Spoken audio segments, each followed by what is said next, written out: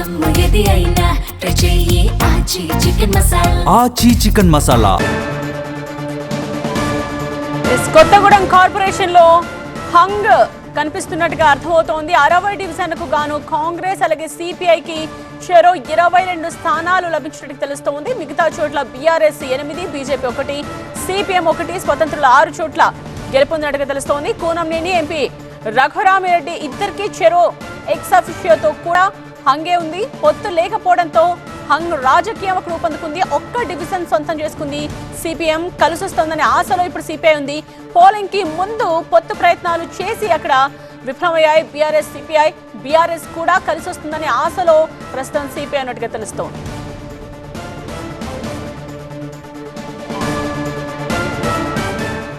So మా ప్రతినిధి Narayana live లో సిద్ధంగా ఉన్నారు.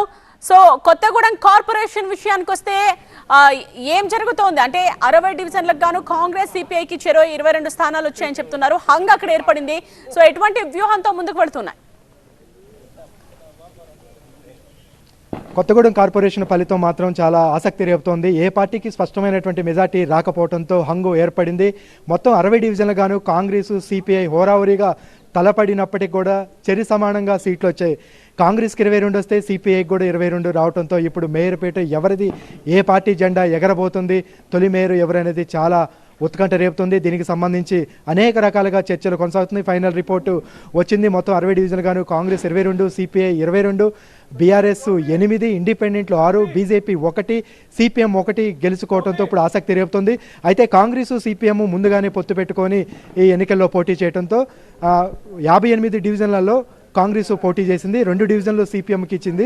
అయితే సిపిఎం పోటీ చేసిన 2 డివిజన్లో 1 ఓటమి చెందింది, 1 గెలవడంతో ఇప్పుడు కాంగ్రెస్ కూటమి ఖాతాలోనే అది కలుస్తుంది. కాబట్టి 23 అవుతుంది. కాంగ్రెస్, సిపిఎం కూటమి కలిపితే 23 అవుతుంది. అయినా కానీ ఇంకా మ్యాజిక్ ఫిగర్ 8 స్థానాలు రావాల్సి ఉంటుంది. 8కి సంబంధించి ఎక్స్ అఫిషియో చూసుకుంటే సిట్టింగ్ ఖమ్మం ఎంపీ రఘురామిరెడ్డి కాంగ్రెసే కాబట్టి అతన్ని కలుపుకున్న, మరో రాజ్యసభ ఎంపీ రేణుకా చౌదరిని కలుపుకున్నప్పటికీ ఇంకా ఈ 2 కలుపుకుంటే 23 ప్లస్ 2 25కి చేరుకుంటుంది. ఇంకా మ్యాజిక్ ఫిగర్కి 6 రావాల్సి ఉంటుంది కాంగ్రెస్కి. ఇక సిపిఐ విషయానికి వస్తే 22 గెలుచుకుంది. Sitting MLA Kunamneni Sambasivarao ex officio కలుపుకుంటే 23 అవుతుంది. అంటే ఏ విధంగా చూసినా కూడా ఇండిపెండెంట్లు 6 ఉన్నారు. వీళ్ళు కీలకంగా కాబోతున్నారు. బీఆర్ఎస్ 8 మంది గెలుచుకోవడంతో వీరు కూడా కీలకం కాబోతున్నారు. వీరు ఎటువైపు అయినా మొగ్గు చూపుతారా అనేది 2 పార్టీలు కూడా చర్చ జరిగింది. ఎందుకంటే కాంగ్రెస్తో బీఆర్ఎస్ కలిసే అవకాశం లేదు కాబట్టి ఖచ్చితంగా ఇండిపెండెంట్ల మీద 2 పార్టీలు ఆశలు పెట్టుకుని ఇప్పటికే చర్చలు జరుపుతున్న ఇండిపెండెంట్లు కనుక కాంగ్రెస్ వైపు మొగ్గు చూపినా లేదా సిపిఐ వైపు మొగ్గు చూపినా ఖచ్చితంగా ఆ పార్టీయే మేయర్ పీఠాన్ని అధిరోహించబోతుంది. దీనికి సంబంధించి చాలా ఉత్కంఠ రేపుతోంది. జిల్లాకు చెందినటువంటి 3 మంత్రులు, ముఖ్యంగా మంత్రి పొంగులేటి శ్రీనివాసరెడ్డి ఖచ్చితంగా ఇక్కడ ప్రతిష్టాత్మకంగా తీసుకొని ఒంటరిగానే కాంగ్రెస్ మేయర్ పీఠం గెలవాలని సర్వశక్తులు వడ్డారు. కానీ మ్యాజిక్ ఫిగర్కు అందుకోలేకపోయింది. ఇటు CPI sitting MLA Kunamneni Sambasivarao కూడా తన పొట్టేందని నిరూపించింది. వాస్తవానికి ఈ 2 పార్టీల మధ్య పొత్తు ఉంటుందనేది అనేక రకాలుగా పలుదపాలుగా చర్చ జరిగింది. మేయర్ కాంగ్రెస్కి ఇచ్చేటట్టు, డిప్యూటీ మేయర్ సిపిఐకి ఇచ్చేటట్టు ఒప్పందం చేసుకున్నట్లుగానే చర్చలు జరిగినాయి. కానీ ఆఖరి వరకు అది ఉత్కంఠ రేపి ఎవరి కాళ్ళ పొత్తులు విఫలమయ్యాయి. రాష్ట్ర పార్టీ నుంచి అధిష్టానం కూడా జోక్యం చేసుకుని చర్చలు జరిపినప్పుడు కూడా స్థానికంగా పొత్తు ప్రయత్నాలు చేసి విఫలమైంది కాబట్టి సిపిఐ బీఆర్ఎస్ వైపు చూస్తుందా, లేకపోతే స్టేట్ లెవెల్లో పొత్తు మెయింటైన్ చేస్తున్న కాంగ్రెస్ తో వెళ్తారా? ఆప్షన్ ఎటుండే అవకాశం కనిపిస్తోంది? ఇప్పుడు మనకి ఆప్షన్ 1 చూస్తే కాంగ్రెస్ 23, కాంగ్రెస్ సిపిఎం కూటమికి 23 ఉన్నాయి. 2 ఎంపీలను కలుపుకుంటే ఎక్స్ అఫిషియోతో 25కు చేరుకుంది. ఇండిపెండెంట్లో ఖచ్చితంగా 6 ఉన్నారు మ్యాజిక్ ఫిగర్కి సంబంధించి. ఆ 6 కనుక కాంగ్రెస్ కూటమిలోకి వస్తే ఖచ్చితంగా మేయర్ పీఠం కాంగ్రెస్కి దక్కబోతుంది. కానీ ఆ 6 ఇండిపెండెంట్లు ఎటువైపు మొగ్గు చూపుతారనేది, ఒకవేళ కాంగ్రెస్కి ఒక 3 లేదా సిపిఐకి ఒక 3 వచ్చినా కూడా మళ్ళీ ఇది ఉత్కంఠ రేపుతుంది. హంగు దిశగానే ఉంటుంది. కాబట్టి ఎటువైపు అనేది ఆసక్తికరంగా ఇప్పుడు బీఆర్ఎస్ కీలకంగా మారింది. ఇక్కడ ఇండిపెండెంట్లు కూడా కీలకంగా మారారు. ఎక్స్ అఫిషియో కూడా కీలకంగా మారినటువంటి నేపథ్యంలో ఇప్పుడు అనేక రకాలుగా చర్చలు జరుగుతున్నాయి.